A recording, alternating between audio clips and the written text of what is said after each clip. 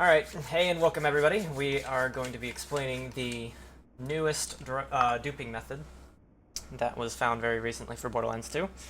It is something that works on all patches. It is something that works only in co-op, so you definitely need more than one player. You cannot be the host, and you cannot do it in solo. So, the entire idea is to have your off-host player here drop the same gun twice. If you want to try and explain that or execute that real quick. Sometimes takes a couple tries if you're not doing, if you don't have a hyper-scrolling mouse wheel, or if your latency is too close to the other player. So it is actually a benefit to have a worse connection to someone. This does make it a little bit more consistent, and you do want to have more than one weapon equipped to make it easier as well. There we go. Alright, so as you can see, there are two identical weapons now on the ground here. The game thinks that both of them are the same, but there is a way to make them real, quote-unquote. And before we go into that, I do want to explain what I was doing there to drop them. I was spamming between slot 1 and slot 2 of my inventory. You can also do this with previous and next weapon. And then I was spamming the drop key, which is underscore by default. That's what I'm using currently. You can drop the bind drop to the mouse wheel to make this more consistent. That does make things a lot easier for those of you with hyper-scrolling mouse wheels.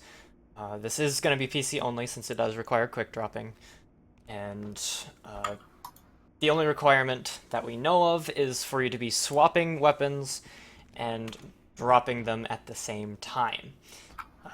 The more inputs you can get, the better, so you need to spam faster, or you need, like I said earlier, higher latency or something like that to trick the game into thinking that you still have the gun in your hand to be able to drop it again. When you do have a hyper-scrolling mouse wheel, it is much easier to do it, as he just demonstrated. And now, moving on, we're going to talk about how to make these real. Most of the time, we have had one instance where this wasn't the case, but if your inventory slots have empty slots on them, then the guns will go in there one time, and the game will realize that they're both the same weapon, and it will only give you one of them. Now, if you sit here and fill those up, like this, when I grab both of these, I now have two extra snipers that I didn't have before, which now has made both of those real. I can drop them back on the map, and anybody can pick any of them up, and they are completely real. Now, you may think, that's kind of annoying to do that for a lot of guns, and, you know, it's a little slow and inconsistent, especially if you don't have something like a macro or a mouse wheel that's going to work functionally about the same. Well, you're in luck, because there's a better way to do this in order to get a lot of guns very, very quickly.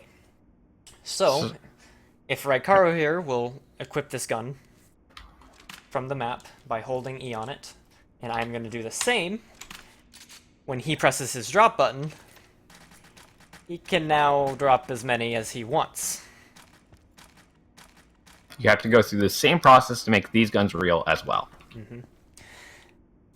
Why the game allows for this is because it has merged both of our inventories the same, because both of these guns, in terms of the game's memory, are the exact same gun.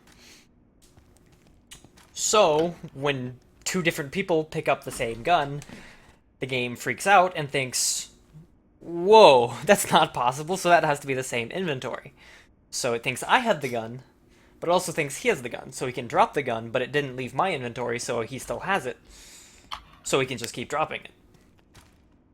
And, like I said, if I quickly go in here and fill this up, I can pick up all of these guns here. And they're all just kind of sitting here.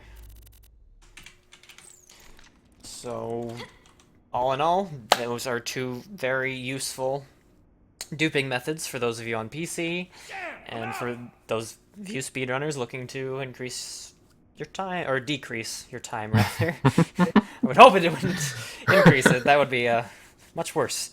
But hope that helps explain a couple things, and thank you for watching. Yep, thanks.